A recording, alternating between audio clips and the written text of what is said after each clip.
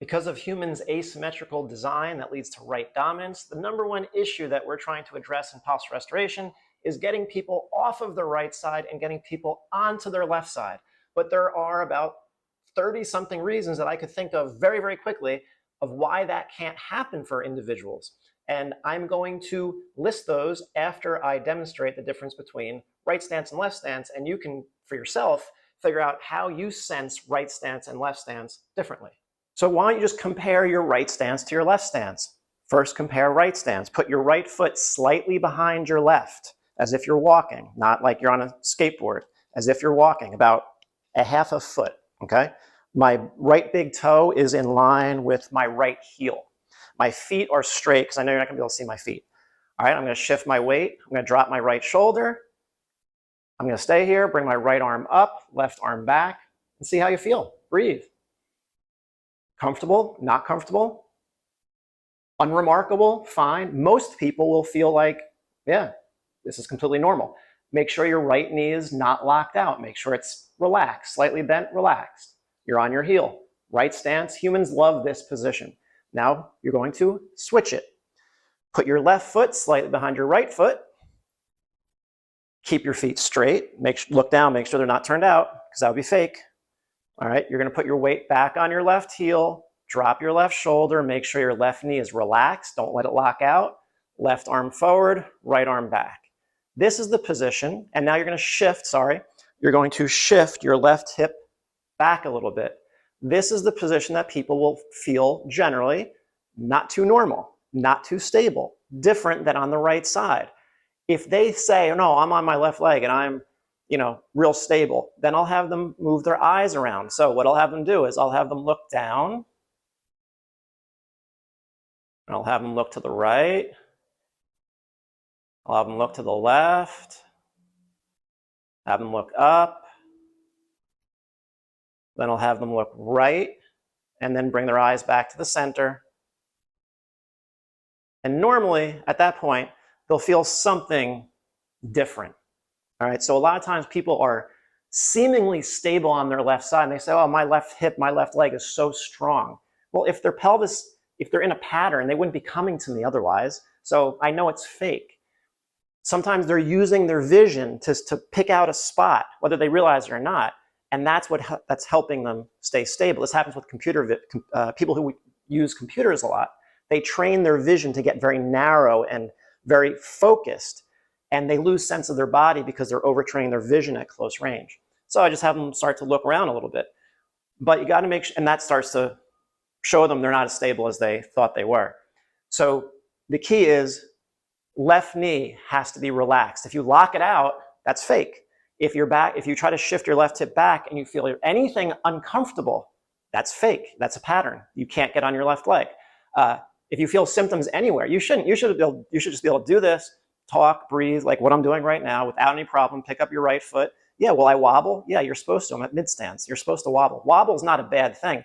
Someone who's rigid, that's what I get. Someone who doesn't move, but I know they're tightening up or they hold their breath. I'm breathing. I'm talking. I could sing. I can do anything here because I'm stable. It took me many years, and I'm going to list the 30-something reasons why you might not be able to do that in a true way, because again, you may think you are, but if you're in pain, highly unlikely that you're doing it in a actually true biomechanical way. But you should, like I said, you should be able to feel left adductor, left hamstring, left glute medius, left abs, sense right trunk rotation. All right, so that's true left stance, and that's what we're trying to get people to be able to do in posture restoration, and they cannot do it. And the vast majority of people who are watching this channel or these videos, that's your struggle. So there's no one exercise or one technique that is going to account for all the reasons I'm going to list that someone can't get onto their left side and stabilize on their left side. Let's start with the top, the cranium. Overactive right neck, very common. Now, what influences that right neck? Right necks hold you on your right side. Don't let you go. It doesn't matter how many times you try to use a hamstring. That right neck doesn't want to let go. You're not using your left hamstring. You're not getting to your left side. So what could influence a neck though? Vision. It could be an improper prescription. It could be the amount of people who are overprescribed, have too much power in their glasses or their contact lenses, and they can't feel a thing. they can't do the simplest PRI technique until I reduce their prescription by 0.5. It's pretty easy. If they contacts on, I just put reading glasses over their contacts. Well, now they pass their tests. Okay, vision, jaw teeth. They could have missing teeth, open bites, cross bites, jaws that are shifted. All of that influences the neck and the autonomic nervous system. So your brain is kind of in a state of threat. So when you're threatened, you go to your right and you will not go to your left. I've made many videos. So those PRI techniques that you think are going to work or should work because someone else says they do, and they use them for this and this and this, they won't work. All right, moving on. Overactive right chest wall. Your right upper chest and your right rib cage may be compressed, and you don't realize that. You think it's all about a left hamstring and a left adductor, so you try those techniques. I'm like, I can't feel it. This doesn't work. All right, moving on. Overactive right ab wall. Every time you try to use your left leg, your right ab wall turns on, but you don't even realize that. That is called an adduction lift test. People use their right side of their body, the right ab wall, or maybe the right inner thigh, when they try to use their left leg. And they say, oh, man, I can't feel things properly. Maybe you needed to focus more on inhibition of opening up the right side before you could actually use your left side. But how are you going to know that without proper guidance? You're not going to know that. Overactive right diaphragm. You're over on that right side and you're breathing with your right diaphragm constantly, your left side clueless. You don't know that. You lie down, you try to do a 90-90 for a left hamstring, maybe you do a hip shift and you're like, oh, I feel my back. Oh, I don't feel anything properly. Tight rib cage up here or mid back, you can't expand with air. But why? It could be coming from your neck. It could be coming from your vision, your jaw, your teeth. I'm not even going to talk about shoes yet. It could come from any of those areas. Maybe pelvic floor, no trampoline anymore. It's too tight. Well, if it's too tight, you can't expand. You're a neck breather. Pulls you into extension every time you take a breath. You don't even realize it because that's how you've been breathing for so long. You don't know. Now you try to do a 90-90 technique for your hamstrings. You don't feel your hamstrings. Why? Because your neck is pulling your rib cage up and it's making your pelvis stay tilted forward, and you can't posteriorly tilt that pelvis. Forget it, it's not going to work. Pelvic instability, that's a given on the left side. Otherwise, someone wouldn't be coming to see me. They're going to have instability in the pelvis. They could have instability on both sides. They could be what we call patho, which means way too much range of motion given the state that their body is in. They should be very restricted. If they're patho, they're going to be very, very unstable. And of course, that leads to other issues like the lack of diaphragmatic breathing, which then leads to a neck that's overactive. That could lead to jaws that shift in one direction or another. That could lead to pelvic floor instability and pelvic floor that is no trampoline anymore. It's too tight. All those things can go together. And how are you going to know which one is causing which? Or if you're even that person to begin with. Swallowing issues, tongue issues, speech issues, any of those. This is all very neurologic vagus nerve areas of the body. So anything that's going wrong with, it could be a tongue tie, speech impediments, stuttering, I've shown those videos. That tightens people up. And now they can't get to their left side because they can't really exit their right side full time. The amount of people who are wearing minimalist shoes and don't realize those minimalist shoes are why they are so tense and tight is a lot. And I've made videos about this, so I'm not going to go into more of it. But if you're already in pain, which means you're over on your right side and you can't get off it, and the shoes that you're wearing are currently minimalist, now you don't sense the ground underneath the heel of your left foot and the arch of your right foot and the big toe of your right foot, the areas that you need to understand how to use and sense to go to your left. Well, if it occurred with minimalist shoes, I'm not sure how wearing minimalist shoes is going to change the situation. You do techniques barefoot. No. For the same exact reason I just talked about the minimalist shoes. They're not giving your brain the proprioceptive input from the ground because your multidimensional foot does not fit a one-dimensional wall or the ground.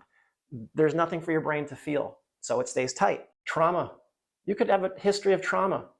And when you get traumatized, what happens? You go to your right. Maybe that hasn't resolved. Maybe you're still in a traumatic situation.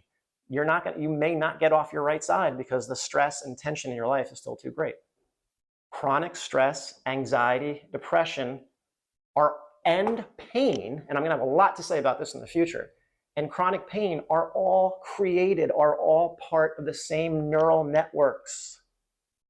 So if you're chronically stressed, chronically anxious, depressed, your body may not function the way you think it should. And these techniques can't overcome that. They might help, but they might not. So your chronic pain might have nothing to do with your physical body itself. You might need intervention in something called life, more so than intervention through the body in the way that we're doing it. It doesn't mean PRI can't help, because at its core, it's still the autonomic nervous system. And these neural circuits are all regulating that autonomic nervous system. And the autonomic nervous system is what we're trying to address in posture restoration. But there's no guarantee that your life situation can be overcome, or the pain that you're experiencing, it might benefit from a different intervention. Let's just put it that way. You might have old shoulder injuries that you didn't realize were never rehabbed correctly. Shoulders need to move you. Arms need to move you in the opposite direction. You could have had a tear, you could have had a surgery, and that thing never got rehabbed properly because they might have only tried to rehab the shoulder, not realizing that that right shoulder has to neurologically be linked in with a left leg. And now you've got a circuit that's not meeting, and you don't realize your right arm is literally meaningless to your brain because it has no neural familiarity with the opposite appendage, which has to happen to be able to get off of your right side and onto your left side. A history of ankle sprains. Ankle sprains upset the vestibular system, your balance system. The sense of the ground through the foot will be altered when you have ankle sprains. There's even research that shows that your diaphragmatic activity is altered with chronic ankle sprains, which simply means more than 2 in, I think, a year. Okay, it's not even a lot. So, and if you have altered diaphragmatic activity on the left, and the research said specifically on the left, where do you think you're going to go? On the right side. You might need an orthotic to restore normal ankle foot motion to something that's become too damaged. You could have a bunion. Feet have to waltz. Heel, arch, big toe. 1, 2, 3. That is a sequence of events that your brain picks up on to understand how to move you forward. How do I know this? Because I could have somebody like yesterday that I think he needs orthotics. He has no, his feet just, he has no heel, arch, big toe. But if I play a waltz, 3/4 timing, Billy Joel's Piano Man, to be specific, he will go completely neutral. If he's standing there, he will feel the arch of his right foot. But within 10 seconds of turning Billy Joel's Piano Man off, that right arch goes away. So a bunion, to me, now you could say it's from shoes, sure, it could be all those things. Doesn't matter where it came from. But your sequence of your waltz, 1, 2, 3, is now more like 1, 2, 2.5. It's pushing off the bunion, and you'll never refine that big toe because that bunion became the big toe. So you're now arrhythmic. And the moment that body is arrhythmic, what's going to happen? Your hip flexor is going to kick in, your back is going to kick in, and your neck is going to kick in, and you're going to stay on your right side. So bunions could be why you cannot get neutral or get to your left side. Now PRI doesn't work. Flat feet, really same issue. They slap. There's no rhythmic 1, 2, 3, heel, arch, big toe. They just, it's the same thing. I could play a waltz and change everything. I've done it. Eventually I'll show it in videos. Not releasing it yet just because. But yeah, same issue. Without that sequence of heel, arch, big toe, supination, pronation, you cannot move forward without hip flexors kicking in. And now you're back to your right side. Super high arches, my probably original issue. Really high arches with a little extra curve on my left, because it's called metatarsus adductus, on flat floors in North Jersey. I didn't grow up outside. I mean, we had a yard, but again, most of my life was spent on flat surfaces. So really high arches on a flat floor, there's no pronation going on, because pronation is not just a mechanical movement of the foot, it's a relationship to the ground. The brain has to sense ground come up to be grounded. Without the ground hitting the arch, because you have really high arches and you're on a flat surface, or you're just wearing minimal shoes, that's not going to happen. And now you don't push to the opposite side. And what's going to happen? You're going to end up in most likely a PEC pattern with a pelvis forward on both sides and a back arched on both sides. That was me, young age, really high arches. Super tight calves. You could have super tight calves because you have really high arches, or you have really flat feet, or you just have crappy shoes. And now those super tight calves will not allow your knees to move properly because they're holding the knees into either maybe a locked out position, or maybe even a bent slight position. Regardless, If that's occurring, you might not be able to get your pelvis to turn to the left appropriately, and now you don't feel things appropriately. And once again, PRI doesn't work, but it does. It just didn't have the opportunity to work. Hypermobility. Hypermobility is really difficult. The hypermobile individual is who might gravitate towards things like yoga and gymnastics because that's where it's really valued, but that just kind of makes it worse. Hypermobile people have inherent soft tissue, connective tissue laxity. It's a diagnosable issue. And when you have that looseness to your joints, you have to tense up other areas like hip flexors and lower back and neck to stabilize the unstable body. They'll have full shoulder range of motion where they should not have it. They'll have hips that, if you didn't know better, you might say, I think this person is passing their adduction test. No, they're not. They're so loose. If you really jam that femur into the hip, it's not going to go down. They're so loose that they might give false positives, I guess it would be called. They're just too loose, and so they have to use all the muscles we're trying to turn off, hip flexors, lower back, and neck, because of their overactivity, is what their hypermobile individuals often rely on to stabilize. So their hypermobility is tough. And if you are hypermobile and you're watching this video, I have 2 other videos with interviews with PRI therapists who deal with the hypermobile population, and you'll get a lot of information from those videos. No understanding of references, how to use the left heel and the right arch, or how to sense your back on the floor or in any other position that you are. Without understanding those references, the techniques may not work because you're not giving your brain the proper sensory input to it to allow it to understand how to feel the appropriate muscles. And finally, you just don't know what you're doing, and you don't want to take that personally. There's no way you can possibly, people who are in their first 5 years of doing this, the smart ones, the intelligent ones, they know they don't know what they're doing. They realize, oh my God, there's so much we were not taught in physical therapy school, massage school, strength conditioning, you're taught nothing. So about the brain, because this is all brain and they're not taught this. So it's not a problem as long as you stay open to it. It's the people who are threatened by the knowledge that they don't know this stuff, and maybe because they've been practicing a certain way for so long, they say, well, it causes too much conflict. So the longer you do this, the more open-minded you become about even using other modalities to help with this process. Because I don't have all the answers, and Ron Haruska doesn't have all the answers, and anyone else that I've interviewed on this channel, they will freely admit they're never going to have all the answers because we can never know how the brain fully works because everything we know comes from the brain itself.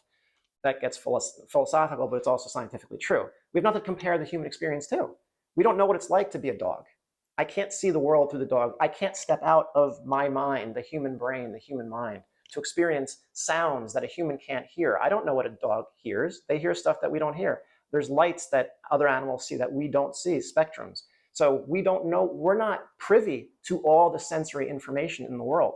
Human brains pick up a sliver of all the sensory awareness that is possible, and it only pays attention to a small amount of it. I think it's about 10 to 20 bits per second. The vast majority of it is filtered out and ignored. You gotta realize that. So you can't know what you're doing if you're just watching YouTube videos. I'm sorry, it's just not gonna happen. Like, I can't know international finance by watching just a few videos. You gotta experience it. You gotta do it. You gotta actually deal with bankers and deal with humans. Watching it on a video and reproducing a technique or an exercise is not posture restoration. You may think that that's the way things work because you'll see a ton of videos out there on YouTube that says, like I said, do this one stretch, this one exercise, fix all your problems, make you happy, blah, blah, blah. No chance. No, it's not how it works. So you gotta be okay with not knowing and don't think, should you experiment? Go ahead. But the chances that you might have some luck. You might have some progress. I've had plenty of people that say, oh my God, I did this one technique, the 90-90, and it made me feel better for a little while. So that's why they actually came to see me. But don't expect that you're gonna figure this out on your own. We're all ignorant. I'm ignorant of a lot of subjects, but I don't talk about them. I talk about what I know. On my YouTube channel, I talk about what I know, and I know this pretty well. But there's plenty of things I'm ignorant about. It's okay to be ignorant about this whole process and how the brain and the body work, because it's not your discipline. I don't probably know I probably couldn't do what you do for a living. So don't expect that you're going to figure this all out on your own.